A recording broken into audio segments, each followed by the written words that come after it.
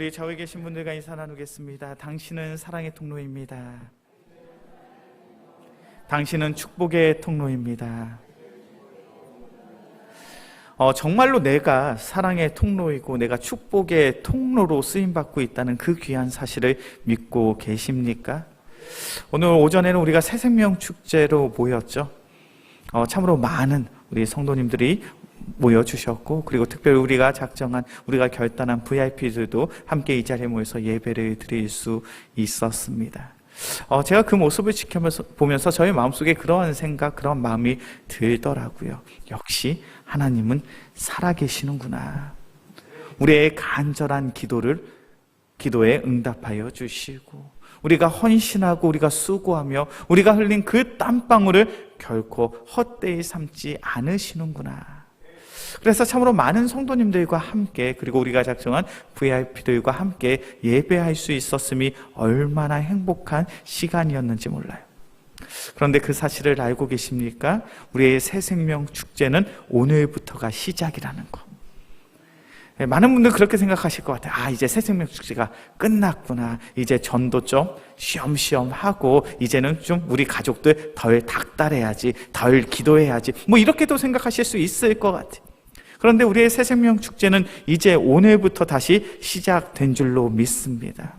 아마 이 자리에 계신 귀한 성도님들 중에서 내가 열심히 기도했음에도 불구하고, 열심히 전도하고 같이 교회 가자고 권면했음에도 불구하고 여전히 그 마음이 닫혀있는 그런 나의 사랑하는 가족들, 이웃들이 있으셨잖아요.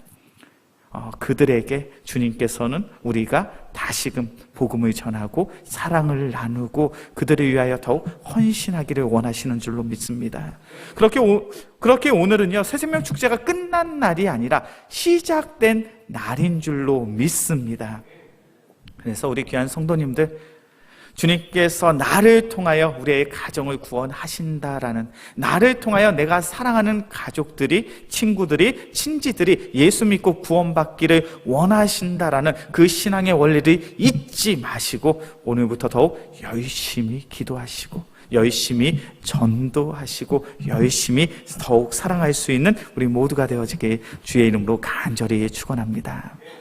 오늘 오전에 귀한 강사님이 귀한 간증을 해주셨어요. 어떤 이야기가 가장 기억에 남으십니까? 제가 가장 기억에 남는 내용은 그런 내용이었어요. 우리가 이 땅 가운데 살아가며 우리의 가정이 알콩달콩 참으로 행복하게 살아가야 된다. 하나님의 사랑을 받은 우리가 아름답게 행복하게 살아가는 것이 우리 이웃들에게 전도할 수 있는 가장 좋은 방법이다. 어떠십니까? 그 이야기에 공감이 되시나요? 저는 그 이야기를 듣는데 너무 공감이 되는 거예요. 우리가 예수 믿는 자로서 참으로 행복하고 즐겁게 살아간다면, 우리의 가정이 하나님의 사랑으로 말미암아 세상의 가정들과는 분명히 다른 행복하고 즐겁고 평안한 모습으로 살아간다면 그 모습을 세상의 사람들은 부러워하겠죠. 그리고 세상의 사람들이 우리에게 물을 것입니다. 당신의 가정은 어찌 그렇게 행복합니까? 당신의 가정은 어찌 그렇게 알콩달콩 행복하게 즐겁게 살아갈 수 있습니까? 그때 우리는 무엇을 이야기할 수 있습니까? 우리의 가정에 하나님의 사랑이 있으니까. 우리의 가정에 예수님의 사랑이 있기 때문에 우리의 가정은 이렇게 행복한 겁니다. 우리가 그렇게 이야기한다면 세상의 사람들이 우리를 얼마나 부러워하겠냐는 거예요. 하나님께서 우리를 바라보시면서 우리에게 원하시는 성도의 삶이 있다면 주님의 사랑 안에 우리가 더욱 서로를 사랑하며 행복하게 알콩달콩 아름답게 살아가는 그 삶을 바로 주님께서 원하시는 줄로 믿습니다. 그러한 선한 영향력을 행사하는 삶을 마태복음 5장에서는 너희는 세상의 빛이라 라고 이야기를 하고요, 고린도후서의 말씀을 보면 너희는 그리스도의 향기라고 이야기해요. 세상의 사람들이 부러워하는 인생, 세상의 사람들과는 분명히 다른 모습으로 살아가는 성도의 인생. 예수님은 너희는 세상의 빛이라 라고 말씀하셨죠. 사도 바울은 너희는 그리스도의 향기라 라고 이야기합니다. 세상의 사람들이 부러워할 만한 아름다운 삶의 모습, 우리가 어떻게 해야 그렇게 아름다운 삶의 모습을 갖출 수 있는가? 그것은 바로 우리가 세상의 사람들과는 다른 신앙의 바른 가치관, 성경의 가치관, 복음의 가치관을 가지고 살아갈 때 우리는 세상의 사람들과 다른 모습으로 살아갈 수 있다라고 말씀드렸죠. 자, 그렇다면 우리가 먼저는 하나님의 신앙의 가치관을 바르게 세우고 살아가기 위해서는 먼저는 무엇을 해야 됩니까? 하나님의 언약, 하나님의 말씀을 잊지 말자. 우리가 하나님의 말씀을 잊지 않고 그 말씀에 순종할 때 우리는 바른 신앙의 가치관을 가질 수 있다라고 말씀을 드렸죠. 그리고 두 번째는 무엇을 해야 된다고 말씀을 드렸습니까? 하나님의 말씀의 핵심을 잊지 말아라. 하나님을 사랑하는 것, 이웃을 사랑하는 그 신앙의 원리를 잊지 않고 우리가 살아가야 된다. 세 번째는요, 우리가 믿음의 첫걸음을 내디딜 수 있어야 된다. 우리의 상황, 우리의 환경이 어떠하든지 주님께서 우리가 바른 신앙의 가치관을 가지고 살아가기를 원하시는 주님께서 우리에게 원하시는 그 한 가지가 있다면 그것은 바로 우리의 상황, 우리의 환경이 어떠하든지 믿음의 첫걸음, 믿음의 첫 발을 내디딜 때 바로 하나님이 일을 하시더라. 그리고 우리가 지난 시간에 살펴본 것처럼 우리가 바른 신앙의 가치관을 세우기 위해서는 우리의 삶 속에 영적인 장애물들이 있지만 그 영적인 장애물들을 우리가 믿음으로 잘 이겨내야 된다. 그리고 오늘은 그 다섯 번째 시간이죠. 우리가 바른 믿음의 가치관, 신앙의 가치관을 가지기 위해서 우리가 다섯 번째로 기억해야 될 것은 바로 우리는 무수히 많은 선택의 순간에서 하나님이 기뻐하시는 믿음의 선택을 할 수 있어야 된다는 거예요. 이것이 얼마나 신비롭고 얼마나 놀라운 하나님의 인도의 방식인지 몰라요. 하나님께서 우리의 삶을 인도하시는 줄로 믿습니다. 그런데 하나님은 우리의 삶을 어떻게 인도하고 계시는가라는 거예요. 저도 성경의 말씀을 읽으면서 종종 그런 생각을 할 때가 있어요. 야, 내가 구약 시대에 살았으면 얼마나 행복했을까?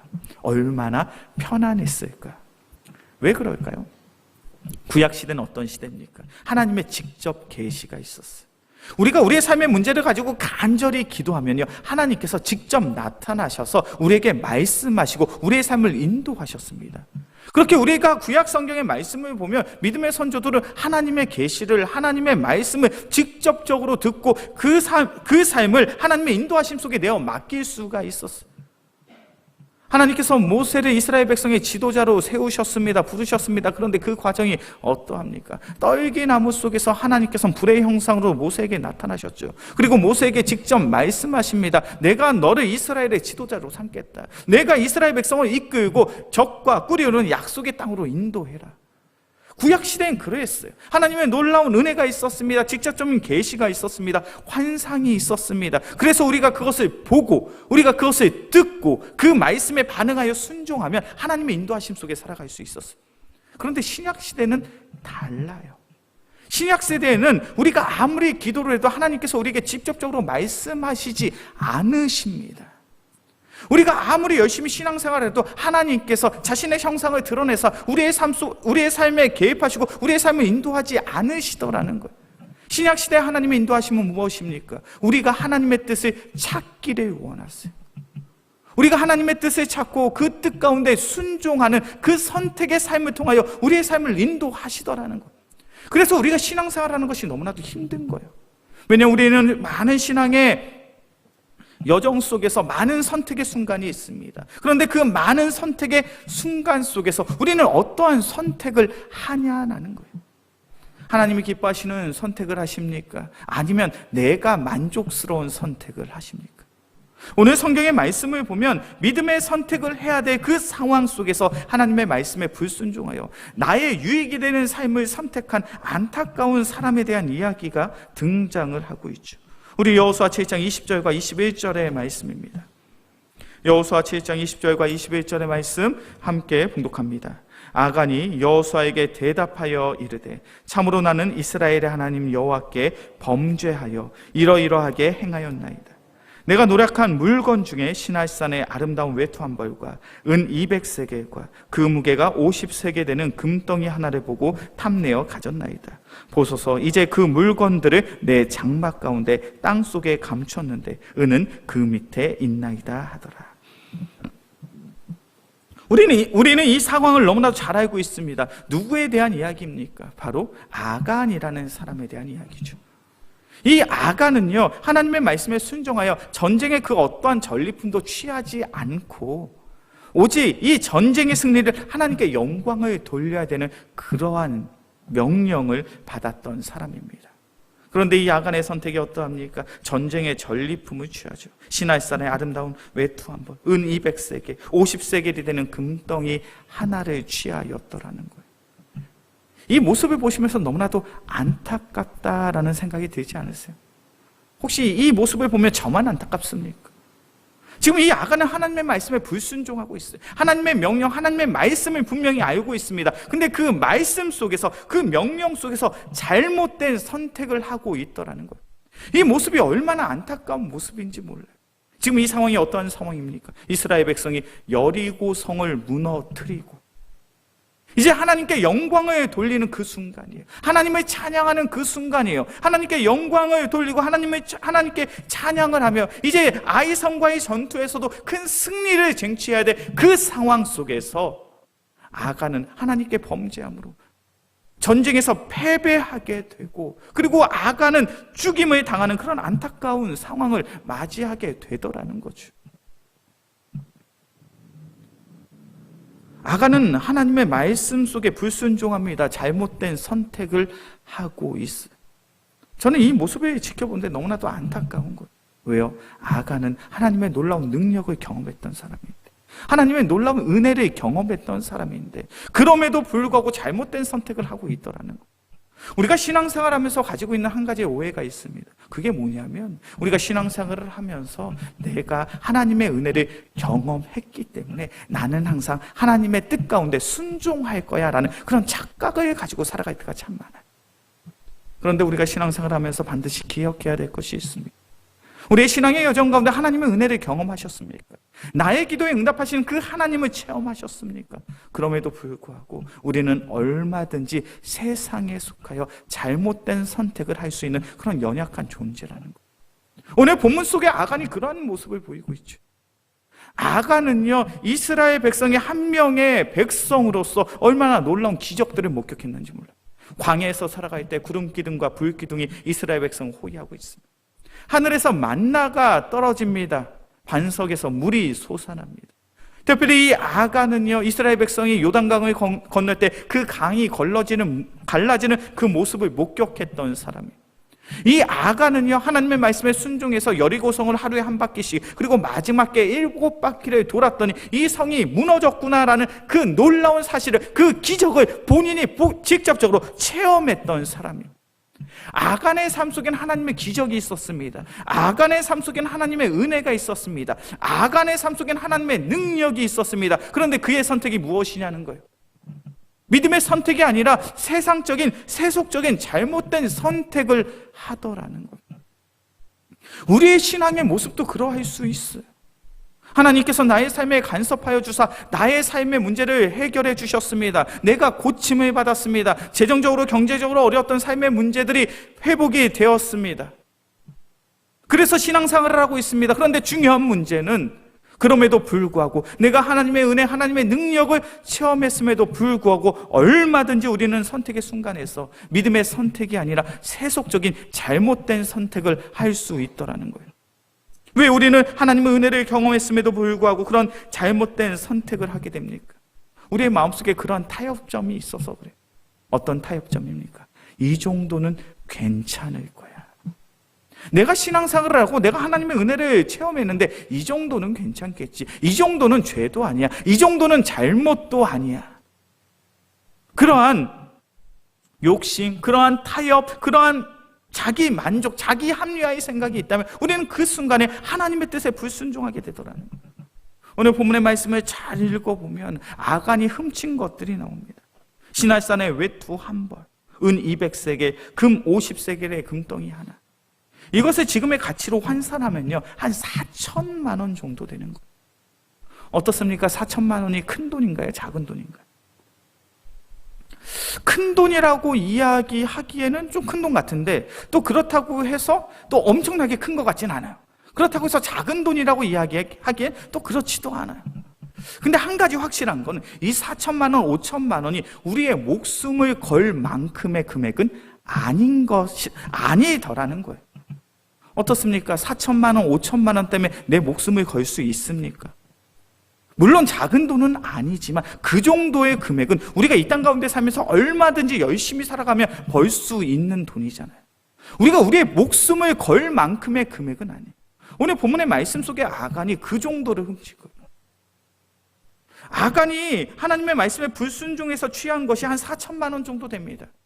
왜 아간이 이 정도만 취했을까요? 아간의 배포가 작아서 그랬을까요? 그의 손이 작은 사람이었어. 아간이 왜 이 정도만 훔쳤을까라고 했을 때 제가 하나님의 말씀을 읽으면서 깨닫게 되는 그 한 가지는 아간은 이 정도는 걸리지 않을 거라고 생각한 것 같아요. 적당한 타협점이었던 것 같아요.